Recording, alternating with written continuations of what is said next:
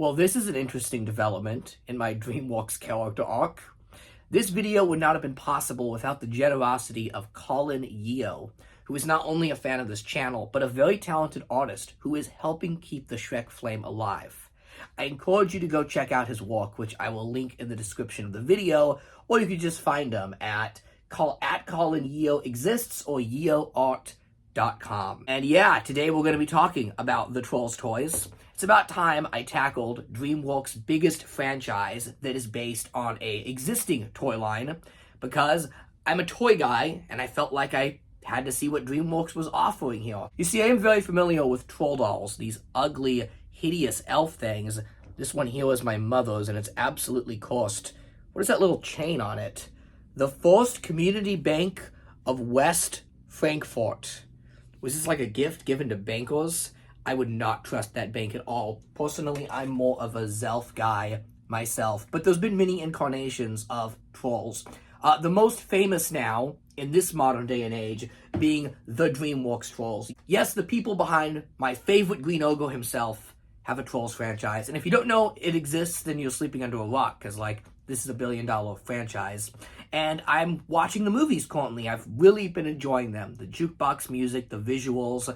What's interesting is they're definitely kids films, whereas like I would say like Shrek and the more classic Dreamworks stuff like Road to El Dorado, Prince of Egypt, my era is like family films. They're a lot darker and more mature. Trolls didn't really have any of that type of, adult humor or dark themes that Dreamworks is known for, which is fine. It's okay for there to be just a harmless children's movie. If I was 3, I would eat this up, and I would be Austin the Trollstone talking about troll dolls daily. I can appreciate what they're doing here, and Dreamworks did a wonderful job of translating what I think is, frankly, a pretty hideous toy into some quite lovely character designs. So I fell into the Trolls rabbit hole here, and I'm only planning to go a few inches into that hole, not climbing all the way, because, I only have so much room, and there's so much Shrek and all of Dreamworks stuff to buy. If I collected Trolls, it would take up a whole house. Trolls has had so many toys. I guess we'll start off with these little dolls here that are kind of like the modern take on the troll doll. There's Poppy, right? And here's JT, Branch. And the ones for the first movie and the second movie were made by Hasbro. But for the third film, Band Together, the recent one, they were made by Mattel. So they switched companies partway through the trilogy, kind of like Jurassic Park. If you remember, Hasbro did the first movie, Mattel did the later ones. Now, among the troll fans, from what I could see, it seems like the Mattel line is a little stronger than the previous Hasbro lines, because Mattel just across the board had like playsets, fashion dolls, lots of fashion dolls of the trolls. I just went with the little ones here because I wanted them all to scale. I think another thing that may have scared Hasbro was that Trolls World Tour movie. That sequel, the second one, it really got sidelined by the shutdown. I know it made a lot of money streaming at home, but I don't know if the merchandise really moved because a lot of stores were closed. I can remember some stores in my area having Trolls World Tour toys literally up until Trolls Band Together. Like the World Tour stuff went off the shelf and Band Together went on the shelf. So my favorite I have out of the set here is easily the bus. I think this one was actually for the Netflix show, but it was re-released in a different color. And I love this so much. Look how cool this is. It's so psychedelic and 60s looking. I so would have dug this as a kid. It's got all these seats here, and you can take all of your troll dolls. So we're going to take Brant's, and this is like Satin or Chanel. I honestly don't know which one, so we'll just put them together. So we have Satin and Chanel. They fit in the bus, and there's actually a handle right here, so you can carry it with you, and it's kind of like a carry-along case. Very Kenner Star Wars, very retro. I really, really like that. Now, what I'll do is, since this one's big, but the rest of these are smaller figures, I'll flip the camera around and we'll look at each one, including what I think, you can kind of see them here, are the best versions of the troll characters. So if you're looking to collect them, I'll show you which ones to get. And then we're going to open up this one This is Viva from the third film. I kind of had to have like one of each key character. And this is actually part of a line called Trolls Fun Fair Surprise. And this is kind of a sub-brand. You know, they do this in between the movies or after the movie where they come up with something completely original since there's no film to support the toys. So it looks like Trolls is having a somewhat limited but still very present spot on toy shelves, because this is new, even without the movies. And this really is the whole thing with Trolls is I am jealous of you Trolls fans, because as a Shrek guy, I am so jealous, because this movie gets everything Shrek doesn't. It had the full modern toy line. You have sub-brands not connected to the movies. You had full Christmas displays and dolls and the type of thing that, for whatever reason, those early Shrek films did not get. Probably because they just launched in spring and Christmas movies get bigger toy lines. Well, I come to think of it, World Tour got all the toys and that one was in March, so I don't know. Maybe it was because Trolls was based off of a toy line itself, but Trolls gets all the good stuff, including Imaginext. This is the Imaginext vehicle with a little branch here. And I think Imaginext would be one of, if not the best form factors for Shrek. I mean, imagine all of the play sets we would get. Because the Trolls got so many play sets, all the little houses, everything, in Imaginext and in figure form. And I just really want that for Shrek. Oh my goodness, but let's flip the camera now around and we're going to look at the actual little figures themselves. Okay, so here's our cool psychedelic bus, and then inside, I'm going to impress you all with my Trolls knowledge. This is Guy Diamond. There he is. I like how they made him all glittery, like in the movie. And then we have the twins, Satin and Chanel. Now, I will say I'm a little disappointed that their hair does not connect like it does in the movie, because those are like stuck together. But I get that it's like, you know, a safety thing. Like, how would you make a toy where a child just doesn't break that in a second? But I will say the sculpts on these are really good.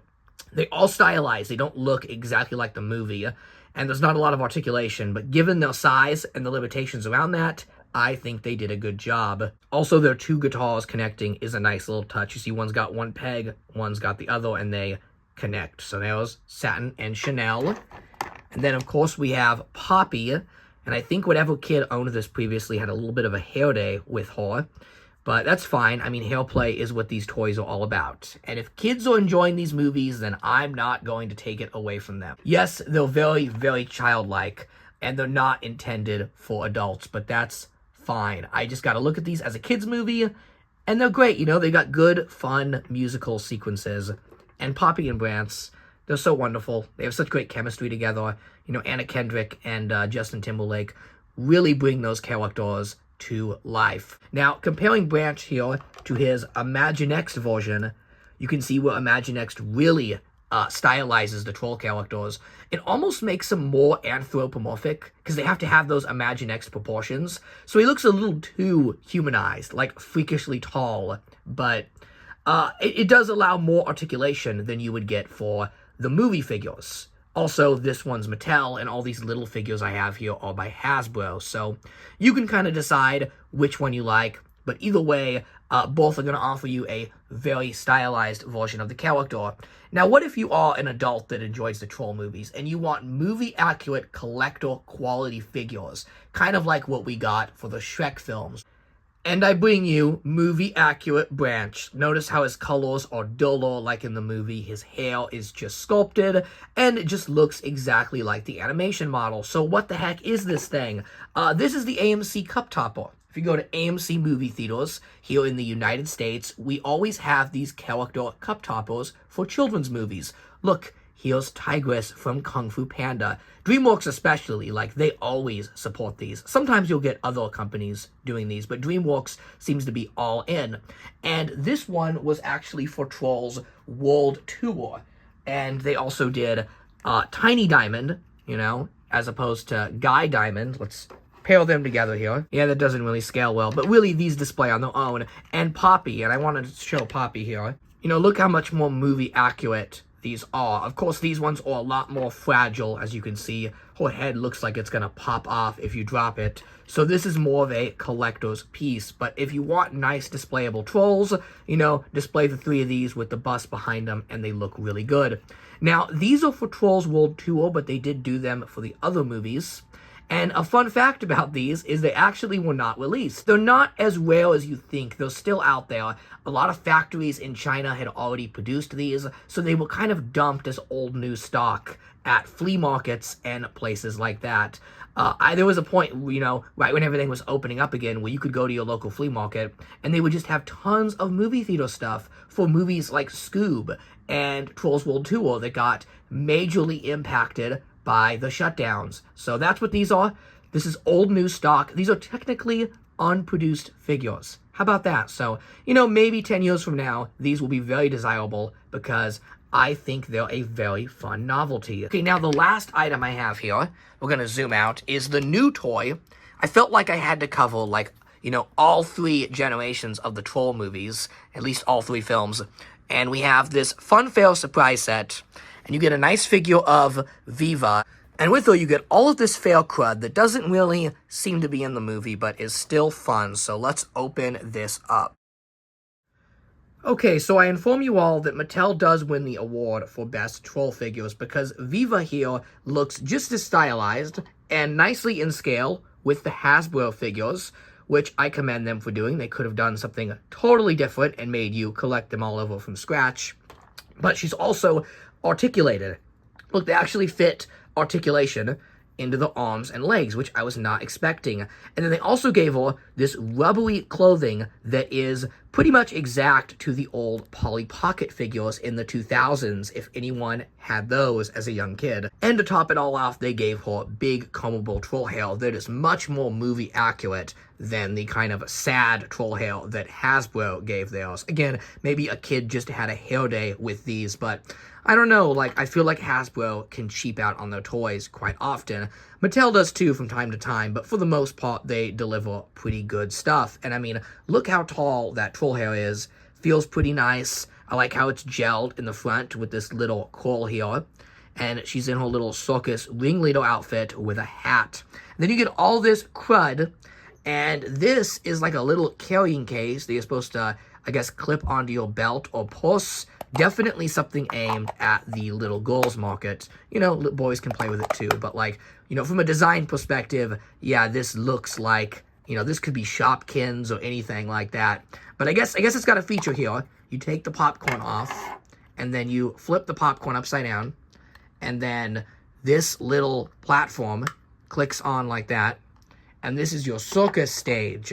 And then you're supposed to have her, like, jump off of this trampoline and on to the circus stage. Regretfully inform you that I ripped up the packaging before I could really look at what this did, but that, oh, okay, there's like little prizes there. Okay, you know what? I get it now. So this is the stage, and these little octopus here, all the prizes. So they go here, and there we go.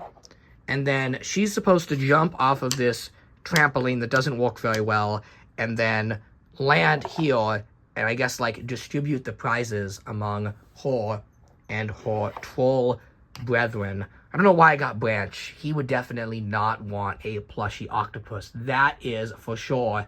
And then her pants are falling down. That's very concerning. So we'll have to pull her pants up. And then you get these balloons. The balloons do delicately clip onto the thumb there, and that is pretty impressive. So that's a fun little play set. You actually get a lot more play value there than I thought you would. So there you have it, the Shrek man covering the world of trolls. I felt like I had to at least talk about the modern Dreamworks toys that are on shelf right now. And I am pretty impressed by these toys. If I was a kid, I would be so into these and like building out the troll world. Now, as an adult collector, my pick is actually the cup toppers. I think they look really nice. And the bus. Oh my god, the bus is so good. This is actually used as the ride vehicle for the Troller Coaster in Universal Studios Florida. So if you've been to that park, maybe that's where you recognize it from. And I think that's really neat. So I'm calling this the Troller Coaster from this point forward. But I understand why kids would really flock to this line and why it clicked. The movies are fun little jukebox musicals with lots of bright colors, and boy are the toys colorful, and a whole collection of these, people who are diehard collectors would be gifted with a colorful toy room, that's for sure. So let me know what you guys think. Have you seen the Troll movies? Have you resisted temptations to buy these toys? Because I think they're fun. Let me know what your favorite Troll toys are.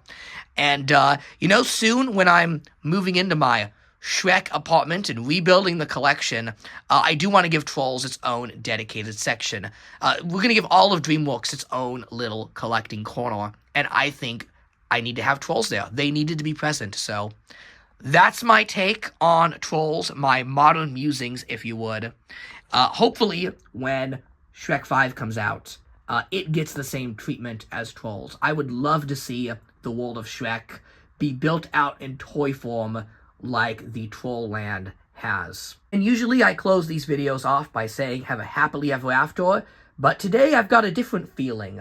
I've got this feeling inside my bones. It goes electric when I turn it on. All through my city, all through my home, we're flying up no ceiling when we in our zone. 'Cause I got that sunshine in my pocket, got that good soul in my feet. I cannot sing